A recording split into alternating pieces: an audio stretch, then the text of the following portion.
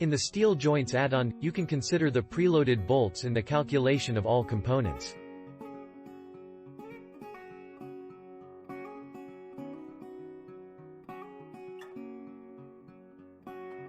You can easily activate the preload using the checkbox in the bolt parameters, and it has an impact on the stress-strain analysis as well as the stiffness analysis.